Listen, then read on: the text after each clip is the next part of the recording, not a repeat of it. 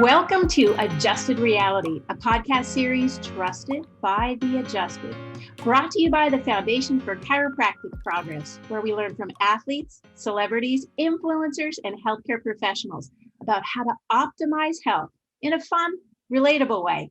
Join me, Dr. Sherry McAllister, as I speak to Robyn Downs about finding calm, clarity, and joy.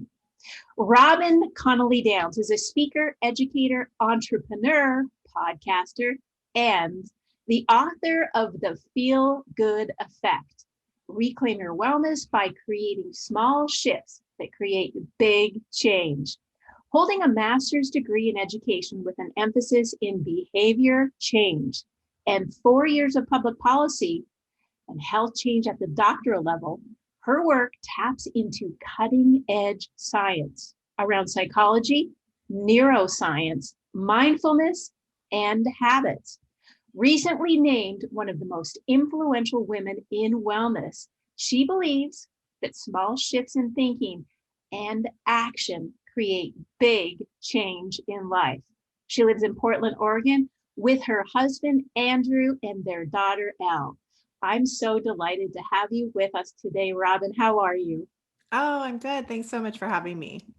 Well, we're obviously facing some very difficult times with a opioid epidemic in America, and clearly we're being layered with a pandemic. I cannot tell you how nice it is to have someone really thinking about the good, the positive. And so it's delightful to have you with us today. Robyn, how did you get started on your wellness journey? Well, my wellness journey starts many years ago when I was first early in my career. I started out studying habits, so behavior change, applied behavior analysis, how people create and sustain habit change. And I did a lot of work in that arena. I did research and therapy and taught at university. And that focus was really on individual behavior change. So how individual people make and sustain the change. Then I wanted to look at how we do that at a more policy level. So the institutions and organizations and the systems that help us make or not make the change that we want to make in our lives. Through this whole time, I was obviously an achiever mentality. I was in school full time. I was working full time. At the end, I was running a research nonprofit, the R&D side of that. And then I had my daughter, who's now 9. And I had this moment where I had been studying all of these things about health and wellness and mindfulness. And I realized I wasn't doing any of it. And I found myself, I like to give the analogy of, I felt like I had all the balls in the air and I was not even a ball. And I had this moment, this rock bottom moment of thinking, well, I know what to do, but I'm not doing it. And that sent me on this other alternative path where I took what I knew from the research, neuroscience, psychology, behavior change, health policy, and then mindfulness, and tried to apply it in my own life. Because what I saw in a lot of the sort of personal development space and the habit space was the recommendations weren't really written for me as a full-time working mom. And so I was like, well, what happens if we simplify this, if we make it work in my real life? And from there, I have a website called realfoodwholelife.com and the podcast, The Feel Good Effect, the book, The Feel Good Effect. And what worked for me ends up working for others as well. It's so exciting, actually, for me to have speakers on our podcast that have had those moments of clarity where you really are feeling that down and out sensation of, how do I pick myself up?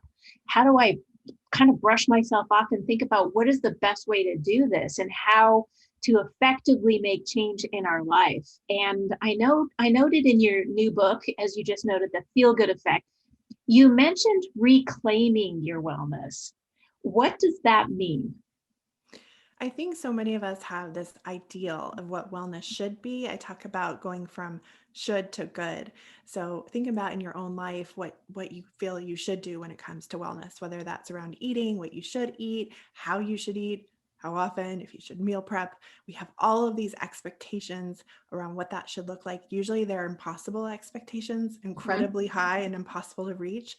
Often they're all or nothing. So we either do them all, we feel we have to do all in or all out. And often they're based on comparison of other people and ourselves in our own life. So whether that's food, exercise, movement, mindfulness, the list goes on, we tend to have an approach that doesn't work.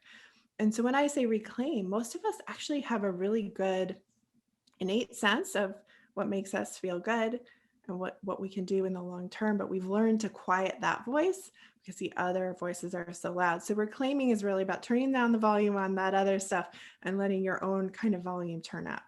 Robyn, that's really well said, because in the profession of chiropractic, there is a sense of helping patients be the best they can be. One of them is the innate intelligence, is that doctors do not cure you. Your actual body cures yourself. And I like how you frame it, that it's not all in or all out, because many of us go full bore and we tend to start feeling that burnout sensation because, we have that moment of, I didn't do it today, so that, I'm failing. And we are all quite hard. And noting that you have a plethora of responsibilities in your life as an entrepreneur and a podcaster and an author and a speaker, a lot of us that are really energetic and really gung-ho, we want to be 100% all the time. I think that kind of reflects on that perfectionist kind of opportunity that goes on in our lives. Did you ever suffer from the perfectionism? And if so, how did you deal with that part? Oh yeah, I wrote the book on it, literally. So a lot of times when people think of perfectionism, they think of a person, a personality type. In our research, we found that it's not so much a personality type or trait, it's a way of thinking. And the good news about that is that you can shift the way you think. But so I want you to think in your own life about this concept of perfectionism, and really what it means is like mistake avoidance and impossible standards. So where in your life have you caused suffering because you've been trying to avoid making mistakes, you've been trying to do it exactly right from the very beginning, or you kind of had that never ending list of things you feel you have to do. That was definitely my MO. and it works to a point. So I always tell people who really fall into that trap of that way of thinking, it might work for you for a little while. It might work for you in school. It might work for you in your job. But when you layer on all these other responsibilities, job, caregiving, wellness, it's not possible to keep up with it. And then it starts to kind of like turn into this downward spiral. Oh, you have hit the nail on the head with a lot of our listeners, is that downward spiral is real. In fact, as you look at the CDC sites on opioid overdoses in the year 2021, it's very unfortunate. And for us as healthcare providers and people that want others to do really well, that downward spiral can be something that it hits today, and that opportunity to start to pick yourself up, brush yourself off, is a big part of our own wellness. And I noted in your book that you talked really about positivity. And one of the things that our team has been working on is poisonous positivity. Mm-hmm. And I'd like you to kind of share a little more about being positive, but also being realistic, because we are on adjusted reality. And this is a reality that you don't have to be perfect with us all the time, but we do want you to grow. So, Robyn, can you dive into that for us? Yeah. So positivity, just like everything else, we don't have to be perfect at it. So where we go wrong with, like what you were saying, toxic positivity, is our brain has a natural wiring toward looking for threats and harm. It's called the negativity bias. So our brains are really good at finding threats, harm, danger. That's why at the end of the day, when you're going to bed, you think about all the things that went wrong or mistakes you made. It's why that negative comment on social media or for a friend stands out way more than the 200 other nice things that were said to you during the day. So we know that we have this innate wiring toward that. When you learn to look for the good, when you learn resilient strategies, when you learn gratitude, it helps to counteract that negativity bias and create more of not even a positivity bias, but a reality bias. So you're seeing both the good and the bad. through gratitude. That's been shown to improve mental health, to improve mood, to improve happiness. But we need to know that gratitude and anxiety can exist at the same time.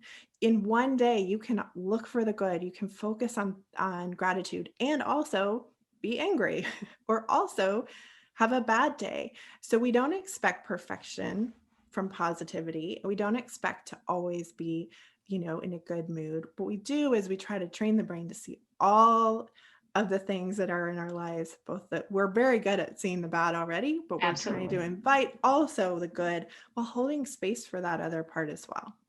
Oh, you just said something that just makes me smile and so excited. You said train the brain. Now, we just had a podcast with a neuropathologist, and she talked about training your brain out of pain. Mm-hmm. And as we go into this, we talk a little bit about neuroplasticity. And we were talking about pain and training your brain. This, Robyn, might be a really good time to really help our listeners understand more about when you said train your brain. Is it really, really possible to train your brain? And if so, how? Yes. So you can teach an old dog new tricks. As much as we like being referred to as old dogs, you can change the physical structure of your brain at any age. Now, neuroplasticity, of course, is strongest when we're young. Those neurons that fire together, wire together are, it's a playground in children's brains, but can change at any point. So you can change your brain and train your brain to counteract negativity bias, for example, through practicing gratitude. Or you can counteract perfectionism by training your brain towards self-compassion. These are skills that can be learned, they can be trained, and they will ultimately alter your experience in your environment. Like I said, it's not a trait, it's not a personality type, so you can do it at any time. So the how, I like to explain this as, and maybe your neuroscientist did the same thing, but I like to imagine a field of snow. So the snow is your brain. You're standing in the middle of a field of snow. You could walk any direction, but you start walking one direction and you create a path. The more that you walk that path, those of you who live in northern climates, especially right now, this time of year, it's winter, you know that the path becomes icy and it tamps down, but it becomes easier to walk. Now, at the end of that path is the result. So if you think about your brain in that way, that's the neural pathway. You practice it over and over, and the results you get at the end of that path become limited because you've only walked one path. At any point, you can start walking a different path. Now it's going to be harder at first, right? Because there's no path there. But at any point, you can start walking a different direction. And with time, with practice, you train a different direction and you get a different set of results.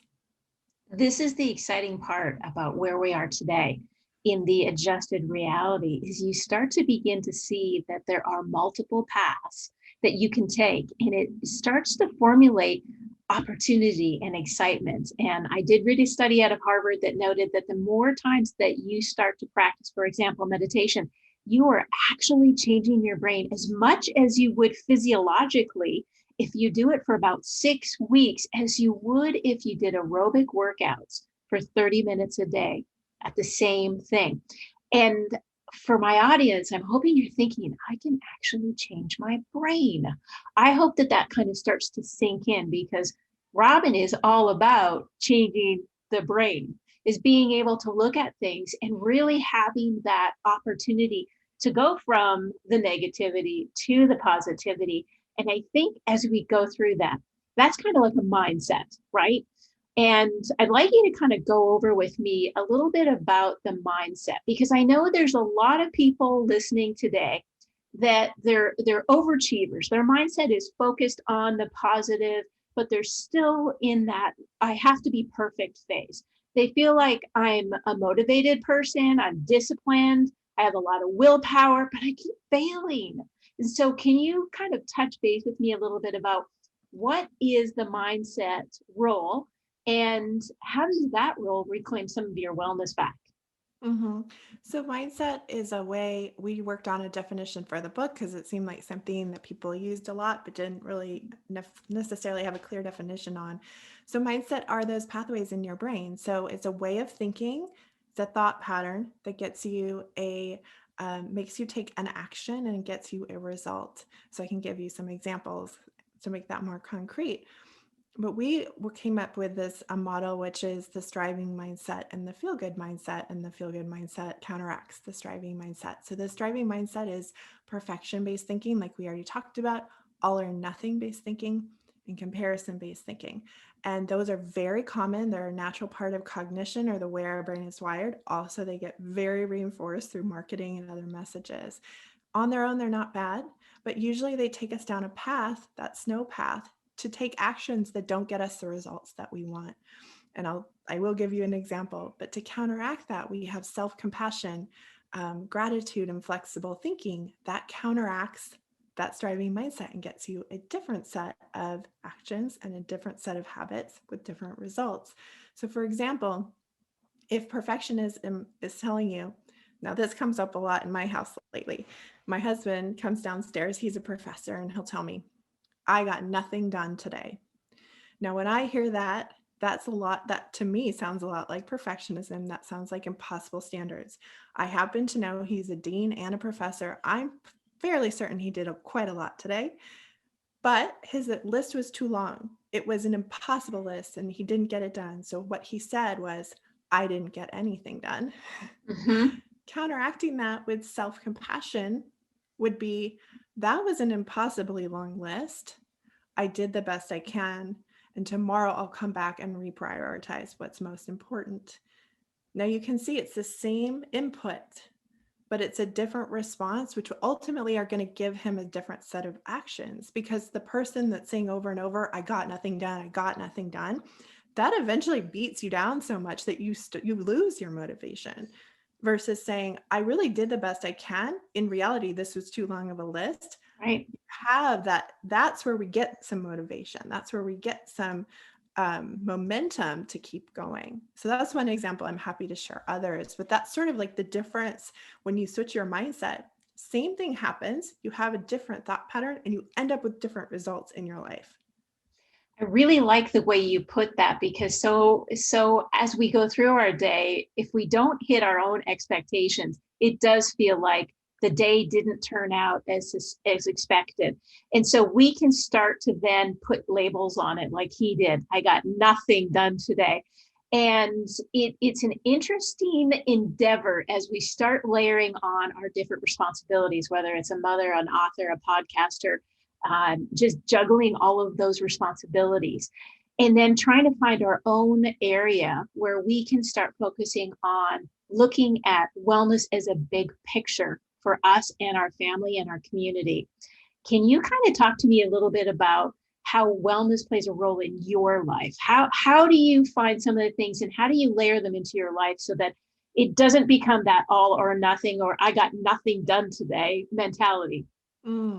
So the first section of the book is about mindset, which we just talked about. So the feel-good mindset of self-compassion, flexible thinking, and gratitude. And then the second is more about habits and routines and these simple habit shifts. So one of the chapters is about Pareto's principle, which you may have heard of before. Right. It's this concept of the 80-20 rule. And it's been shown in the research in many different areas that 20% of your actions yield 80% of the results in your life. Wow. So that for me, that's so powerful, because I'm a data scientist. I love the data. So I'm like, interesting. Okay, well, if 20% of my actions are yielding 80% of my results, I would be wise to focus on those 20%. And I call that being brilliant at the basics. So it's really a process, and I walk you through in the book, of identifying how you want to feel and your values and starting from that place versus an arbitrary. I don't know if you find this, Dr. McAllister, working with people, but a lot of us just start with a list, an arbitrary list. And they're like, is this too many? Is it, right category? I said, I don't know. How do you want to feel? What are your values? Let's start there. And then from there, let's look at what is the 20% that's moving the needle in your life. Most people are surprised that it's very basic things. And for me, through this process of asking, how do I want to feel? What are my values? How do these actions connect back? The things that make me feel, the way I want to feel, calm, clarity, joy, ease, like the opposite of 2020, right? Is often the most basic things. And I think that we've created an industry that's overcomplicated everything. But my 20% is not glamorous. It's not sexy. It's taking a walk most days. It's drinking a lot of water in the morning. It's finding some time for stillness or meditation. It's, everything from those really basic things to having a plan for what to make for dinner and having the right groceries in the house. So that's how I do it, is just, how do I want to feel? What are my values? What are all the possible things I could do? And from that possible overwhelming list, honing in on that 20%. And then that's all I have to do. So people are always surprised that I only work a 20-hour work week. I don't work on weekends. I take a lot of time to rest, and yet I'm still able to do all of these things in my life because I'm not wasting time on things that don't matter. Oh, that clarity is crystal clear and awesome. Just hearing how you do it. Over the course of time, as healthcare providers treat patients, you've said something, and it is about, how do you want to feel? And I'll tell you from perspective on healthcare, especially if you're feeling pain or you're feeling despondent because the world has just been totally upside down for you. And you're talking about focusing on the 20% and really kind of homing in on that 20%. It's a big impact. And I'll tell you, as most doctors of chiropractic talk to a patient, one of the first things they want to know is, what do you want to return to? Some will come in with severe low back pain, and they're really trying to figure out first how it started, but then the physician has a responsibility to really dig into the value proposition that feeling good means, so that they start to see the small baby steps they can make to get back to the things that they love. And like you said, Robyn, one of the things that you love to do, go out for a walk, find that which makes you start to feel vibrant and excited about life. This is a unusual opportunity where many people are starting to work from home. So now you've got your children in another room, you've got your spouse, talking on the phone. There's a lot of chaos going on in this world. And as we go through the chaos and we're trying to shift our mindset, when we do get really flustered, is there something that you could share with our audience that would help them go from that flustered chaos and creativity of, wow, this is overwhelming me, to more of a mindset of calm, that clarity and joy that we could all use for the future? And almost like literally listen to this podcast and start implementing their own little snow path and starting to recreate that pathway where our whole brain starts to follow in a better, more clear and enjoyable life. Oh, there's so many, but I think, a couple things come to mind. One is having the concept of mantras is really, I think, polarizing for people. I don't talk about mantras so much as I talk about pattern interrupts. So ways to interrupt those thought patterns that are not serving you. So for example, if you're somebody that notices that perfectionist-based thinking, because once you start paying attention, you'll start to notice, like, perfectionism sounds like this to me. So it might sound something like, I didn't get my list done. It might sound something like, be a realist. You just need to get, grow up, pull yourself up by your bootstraps. So whatever it sounds like for you, all or nothing thinking might sound like, I need an hour to do this. I need an hour to exercise. Most of us can identify comparison-based thinking pretty easily. Have a pattern interrupt, something you say to yourself to interrupt the thought pattern and switch it.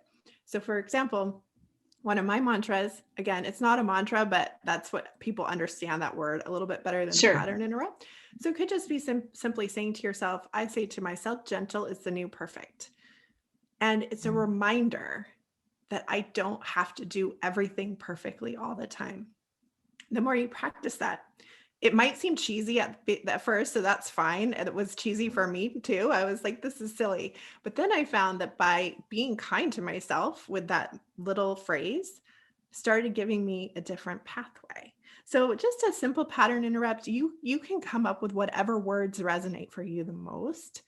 My sister has a whole list. She'll notice that she procrastinates with little piles. She calls it death by 1,000 piles. So So she'll recognize that and then she'll interrupt to the pattern and switch herself. So that's a really simple one. I could go into other ones as well, but it's really tactical because I know that everything in our brain it's in a black box, but that makes it very tactical. Like I recognize that I'm doing this in my brain. I'm going to interrupt it and I'm going to give myself a different option. That is really good advice. And I will tell you, one of the things when you said the word gentle made me relax. Yeah. When you start thinking about words that are positive, I also see the negative of life. And especially when you're doing media. And I have a teenage son who had said to me once, and it resonates really nicely with me, is when I read negative comments and I see things that are being posted online and social media. And his statement said, "Mom, haters are going to hate." And it makes you kind of laugh and release that tension. That's part of how we get rid of some of these negative thoughts, is being able to interrupt them with a smile or just being gentle with ourselves. I had a moment, Robyn, that when you started talking about gentle is the new perfection, is thinking about ourselves almost as if we could come outside of ourselves and look at ourselves and say, if you were a child, would you really want to be that harsh to that child? And I know that you had talked about your 9-year-old daughter. You're raising her clearly with the value set that you had to work through and you had to find. And it took you, 10 years of secondary education to get there. Is there something that if you could tell yourself 10 years ago, at this time, looking back, what would Robyn tell that person of 10 years ago to remember or learn from? Yeah, well, you hit the nail on the head about self-compassion, that kind self-talk. It's more than kind self-talk, but that being gentle with yourself. There's a ton of research on the power of self-compassion. It's the thing people are most resistant to because they're worried it will make them give up or be a quitter or be selfish. But when you can show yourself the same kindness that you show to the loved ones in your life, the research shows that it changes our brain. We're very much better at showing compassion to those inner circle people, our children, our pets, our, partners. But when we can reflect, what would I say to a loved one, and say that to myself, even if it feels uncomfortable, there's a lot of power in that. So I think it's a great question. We should ask ourselves, what would I say to myself 10 years ago? And why don't I say that to myself now? We're better at even showing ourselves compassion in the past, right? Think about a time where you struggled 10 years ago, or depending on how old you are, 20 or 30. It's amazing how in retrospect, we're kinder to ourselves. We say, Sure. Probably similar that to many people is like, it's okay to slow down a little bit. It's okay to make mistakes. I was always rushing towards something. I don't know, whatever was next. And I would tell myself the same thing I say today, which is you have time. You're doing, the very best you can.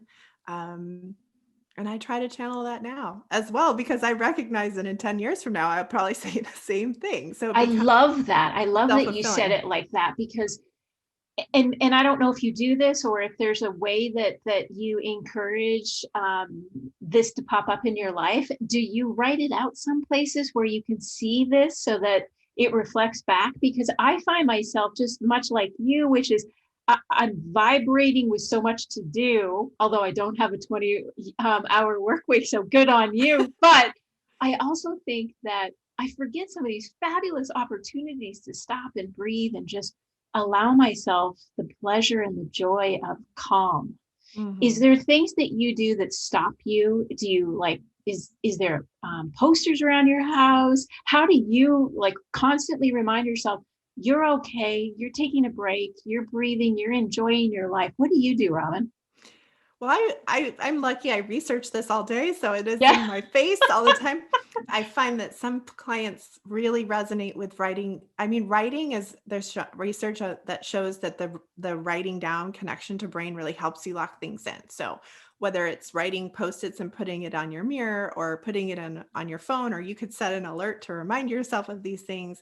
Another really tactical thing that for some of my more structured people is I call it the 4R daily routine, where you do mini wellness breaks throughout your day. So instead of the pressure of a long, drawn out morning routine, which never worked for me anyway, I do a morning routine, a mid-morning, like I'm talking 5 minutes here. Yeah. Morning, mid-morning, mid-afternoon, and evening. And at that point, I give myself 5 minutes. One, sometimes I have to remind myself that I actually do have 5 minutes. It is a lie that I do not have 5 minutes. So sometimes just that. But then I kind of have a list of, kind of back to a question you asked earlier, that 20% brilliant at the basic things that I can go to. So it might be listening to some music that I love. It might be, I think you'll love this one. It's the legs up the wall. So I'll just, in the afternoon, even when I worked in an office, I'll lay on the floor with my bum against the wall, my legs up the wall. I just thinking about it, you can tell it like Fabulous. Calms, it activates your parasympathetic nervous system. It helps with rest and digest. It helps with lymphatic drainage. And it just reminds me, like, you're worthy of care. It's okay to take a break. Even if my mind literally is like, get up, you have to do something, I'll just be like, nope, here I am taking a break. Or maybe it's in the afternoon. A lot of times it's just having a cup of tea, making it, and then sitting somewhere that's not in front of a screen. If I can get outside for a second, that's great. But it's punctuating your day with those 4 times where you start to build the habit of care, where you start to build the habit of rest, where you start to build the habit of calm, clarity, and joy. So if you need a alert on your schedule, if you need to put it on your calendar, or I like to hook it to something else in my day that's already occurring, that's been really helpful, I know, for a lot of my audience. Oh, I like the hook. The hook is a good thing. And Robyn, having this in these really timely and important opportunities to remind ourselves that we're worth the care. And as a physician trying to help patients, sometimes we do forget we'll take care of others. We'll take them to the chiropractor. We'll take them to the acupuncturist. But we forget that it's us that has to be reflective of the energy we want to give.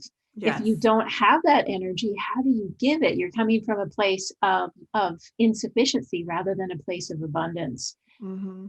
And Robyn, your calm, clarity, and joy helpful tips today have hopefully adjusted the reality of our audience. We can't thank you enough for spending the time gracing us with your talent and your wisdom. And I want to remind everybody, her book is called The Feel Good Effect. And if you want more feel good opportunities, I would highly recommend that you check out the book. But I most importantly want you to find the time for yourself as our audience to be able to reflect on your own wellness journey and how that looks. Robyn, thank you so much for joining us today. It's been an exciting and very educational moment. Thank you so much for having me. I want to thank you for tuning in to Adjusted Reality as we spoke to Robyn Downs about finding calm, clarity, and joy in everyday life. Opportunities to rewire how we think of things and to set new paths that set us in a new direction for greater outcomes. This podcast was brought to you by the Foundation for Chiropractic Progress. Don't forget to subscribe, share the podcast with friends, rate and review. If you feel inspired to learn more about chiropractic or find a doctor of chiropractic near you, visit f4cp.org/find-a-doctor. We appreciate your support and look forward to checking in with you again soon.